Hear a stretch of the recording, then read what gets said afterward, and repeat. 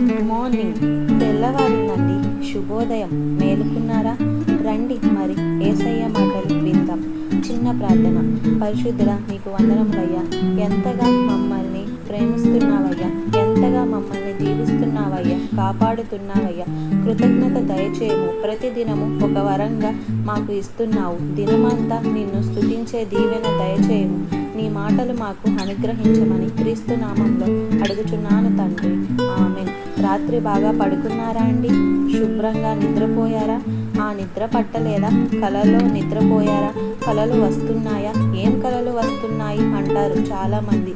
ఆ రోజుల్లో యోసేపు లాంటి వారికి, దానియేలు వంటి వారికి, ఆ పరిశుద్ధుడైన యెహోవా వంటి వారికి దైవ దర్శనాలు వచ్చాయండి.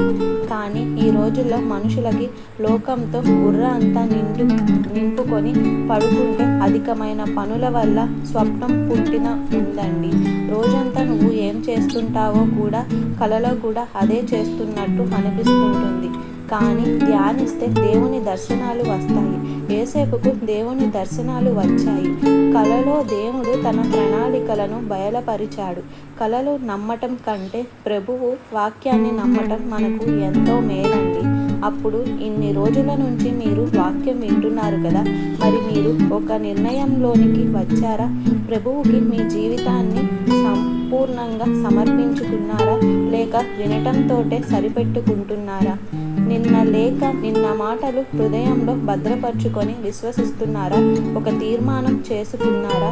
యేసుక్రీస్తును నమ్ముకోవడం అంటే ఇది వంశపారంపర్యంగా వచ్చేది కాదండి. పుట్టుక క్రైస్తవులు ఎక్కడ ఉండరు. కొంతమంది అంటుంటారు, కానీ మా తండ్రి క్రైస్తవుడు అన్నంత మాత్రాన నేను క్రైస్తవుడు అవ్వను, నేను క్రైస్తవుడిని అయినంత మాత్రాన నా కుమారుడు క్రైస్తవుడు అవ్వడు. ఇది గుంపుతోనే కులంతోనే భక్తి కాదు, కానీ వ్యక్తిగతంగా యేసుక్రీస్తు నా నామంలో నా కొరకు మరణించాడని గుర్తించి విశ్వసించి పాపములను ఒప్పుకొని విడిచిపెట్టి నీ జీవితాన్ని దేవునికి సమర్పించుకున్న అనుభవాన్ని పొందినప్పుడు నువ్వు రక్షింపబడుతున్నావు. క్రీస్తుని వలె జీవిస్తున్నప్పుడు ఈ రోజుల్లో అది ఒక మతంగా చేశారు.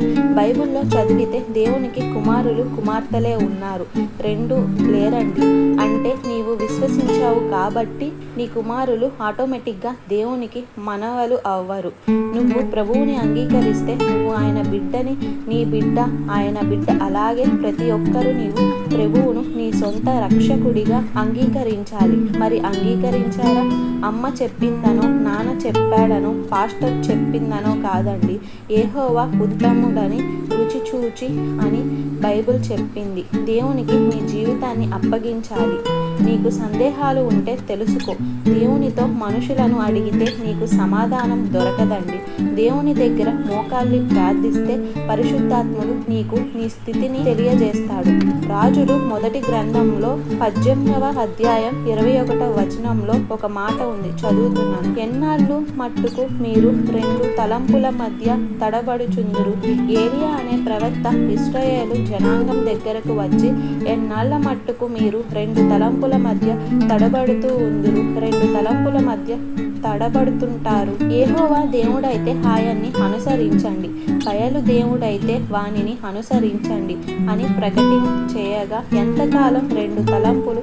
యెహోవా దేవుడైతే ఆయన్ని అనుసరించండి, బయలు దేవుడైతే ఆయన్ని అనుసరించండి. రెండు తలంపులు వదిలిపెట్టండి, ఏక హృదయం కలిగి ఉండండి, ఒక తీర్మానంలోనికి రండి. ఉంటే వెచ్చగా ఉండు, లేకపోతే చల్లగా ఉండు. నిలివెచ్చగా ఉండొద్దు. మనం ఒక తీర్మానం చేసుకోకుండా ప్రభు శిష్యులుగా మనం ఉండలేమండి. నీవు నిన్ను సమర్పించుకోకుండా, దేవునిని నీవు అంగీకరించకుండా నీవు ఆయన బిడ్డగా మారలేవు. ఎంతకాలం రెండు తలంపులు? సగం సగం భక్తి కాదండి. సంపూర్ణమైన క్రైస్తత్వం నీ పూర్ణ హృదయంతో, నీ పూర్ణ బలంతో, నీ పూర్ణ శక్తితో నీ దేవుడైన యెహోవాను ప్రేమించు, నిన్ను వలె నీ పొరుగువానిని ప్రేమించు అని ప్రభువు చెప్పాడు. చూసారా, మనం సగం మనసు దేవునికి, సగం మనసు దెయ్యానికి ఇస్తే ఎట్లా కుదురుతుంది? పగలంతా లోకము, రాత్రంతా ప్రార్థన అంటే వస్తదా?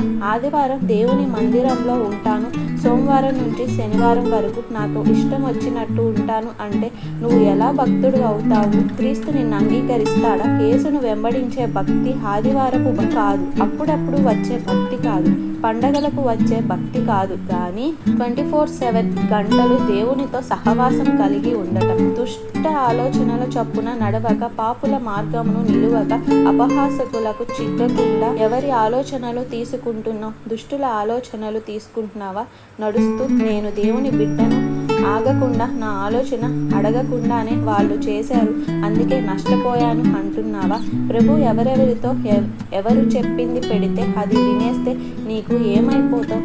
దేవుడు నీకు నేను ఆలోచన చెప్పేదను, నీ మీద దృష్టి ఉంచెదను, నీకు వాగ్దానం ఇస్తున్నాడు తెలుసా? మీకు దేవుడిని అడగండి. పాపుల మార్గంలో నిలువక, పాపులతో మనకేం పని అండి? నరకానికి పోయే వారితో నీకేం పని? వాళ్ళసలు నీ మార్గంలోకి ఎలా వచ్చారు? నువ్వు విశాల మార్గంలోనికి వెళ్తే అందులో పోయేవాళ్ళు అనేకులు. అంటే నువ్వు ఇంకా క్రీస్తు కొరకు తీర్మానం చేసుకొని యేసయ్య మార్గాన్ని వెంబడించడం లేదు అన్నమాట. పాపులతో సహవాసం చేస్తే పాపులతో నీవు పాడైపోతావు. నీలో ఉన్న పాపం ముదిరి నిన్ను మరింతగా దోషినిగా చేస్తుంది. అపహాసకులకు కూర్చుండు చోట కూర్చుండక ఎవరితో కూర్చుంటున్నావు? దేవుని బిడ్డలు అందుకే మూవీ హాల్స్కి వెళ్ళరండి, మూవీస్ చూస్తూ కూర్చోరండి. ఇప్పుడు హాల్కి వెళ్ళరులేండి, సెల్ చూస్తున్నారంట. అపవిత్రమైన కార్యాలు చూడటానికి పబ్లిక్కి, క్లబ్బులకి వెళ్ళకుండా నేను తాగే వాళ్ళని చూస్తూ కూర్చుంటాను అని చెప్పాడు. నేను తాగను, డ్యాన్స్లు వేయను, కానీ డ్యాన్స్ వేసే వాళ్ళని చూస్తూ నేను కూర్చొని నేను ఏ కూల్ డ్రింక్ తాగుతున్నాను, నేను పాపం చేయటం లేదు కదా అనుకుంటున్నాడు. కానీ నువ్వు అపహాసకులతో కూర్చున్నావు. నీ పవిత్రత నీకు తెలియకుండానే నీ హృదయం పాడు చేస్తుంది. ఆ దృశ్యాలు, ఆ మాటలు, ఆ సంగతులు, ఆ యొక్క పరిస్థితి పాపుల మార్గంలో వద్దు. అపహాసకులు కూర్చుంటున్న చోట కూర్చుండగా ఇంట్లో పడుకొని నిద్రపోకండి. అవి మానాలి, ఇది చేయాలి. ఏం చేయాలి? కీర్తన 1వ అధ్యాయం 1వ వచనమే చదువుతున్నానండి. ఉదయమే హడావుడిగా ఉంటారు కాబట్టి ఎంత సంకుచితంగా, ఎంత క్లుప్తంగా చెప్పాలంటే అంత క్లుప్తంగా ఒక సందేశాన్ని అందిస్తున్నాను. మీరు దినమంతా దాన్ని ధ్యానించవచ్చు. యెహోవా ధర్మశాస్త్రమందు ఆనందించుచు, దేవుని వాక్యమునందు ఆనందించుచు, దివారాత్రములు దానిని ధ్యానించువాడు ధన్యుడు. ఎప్పుడంట? దివారాత్రములు, night and day, 24 hours Bible చదవలేము. అప్పుడు కూర్చొని 24 గంటలు బైబిల్ చదువుకుంటూ కూర్చుంటే మరి ఉద్యోగం ఎప్పుడు, ఇతర పనులు ఎప్పుడు చేసుకుంటాం? దేవుని వాక్యాన్ని చదివి హృదయంలో ఉంచుకొని రోజంతా ధ్యానించాలి. దినమంతా వాక్యానుసారంగా జీవించాలి. దేవుని యెహోవా ధర్మశాస్త్రమందు ఆనందించుచు, దీవారాత్రములు దాన్ని ధ్యానించువాడు ఆకువాడక తన కాలమందు నీటి కాలువ ఓరన నాటబడిన చెట్టు వలె, ఆకువాడక తన కాలమందు ఫలమిచ్చు చెట్టు వలె ఉంటాడు. అతడు చేయున దాన్ని అంతయు సఫలమగుడు. ఏ పని చేసినా జరగడం లేదండి, ఏం ముందుకు సాగడం లేదండి, బ్రతుకు అంటున్నారు. దేవునికి ప్రథమ స్థానం ఇస్తే దేవుని వాక్యానుసారంగా బ్రతికి చూడండి. దేవుని చిత్తానుసారంగా మీరు నిర్ణయాలు చేయండి. మీరు చేయనదంతా సఫలం అవుతుంది. తీర్మానం చేయండి. ఈరోజు కాసేపు దేవుడు, కాసేపు లోకం కాదు. కాసేపు దేవుని చిత్తం, కాసేపు నా ఇష్టం కాదు. నీకు ఇష్టమైనవి నీ ప్రకారంగా చేస్తూ, నీకు ఇష్టం లేని దేవుడు చెప్పినప్పుడు దేవుని చిత్తాన్ని తృణీకరించి నీ ఇష్టం చేసుకుంటూ నష్టాలు పాలవుతావండి. అవును, ఏదో ఒక తీర్మానం చేయి. ఇదిగో వెలుగు, ఇదిగో చీకటి, ఇదిగో జీవము, ఇదిగో మరణం, ఇదిగో ఆశీర్వాదము, ఇదిగో దీవెన, ఏది కావాలో కోరుకో అనే ఆప్షన్ ఇస్తున్నాడు దేవుడు మనకి. నీ ఇష్టం, నీ జీవం కావాలా, మరణం కావాలా, ఆశీర్వాదం కావాలా, శాపం కావాలా, కోరుకో. అన్నీ కావాలి. అప్పుడప్పుడు అది, అప్పుడప్పుడు ఇది అన్నట్టు కాదండి. విశాల మార్గంలో పోయేవారు అనేకులు, కానీ అంతం నాశనం ఇరుకు మార్గంలో పోయేవారు కొందరే. పోరాడాలి. దాంట్లో పోరాడడానికి అది నిత్య రాజ్యానికి దారి తీస్తుంది. ఇప్పుడు సంతోషంగా ఉండాలా? నిరంతరము దేవుని యందు ఆనందించాలా? కోరుకో. అల్పకాల పాపయోగం కావాలా? దేవుని బిడ్డలతో దేవుని క్రీస్తు విషయమైన నింద కావాలా? కోరుకో. మోషే పెద్దవాడైనప్పుడు ఒక తీర్మానం చేసుకున్నాడు.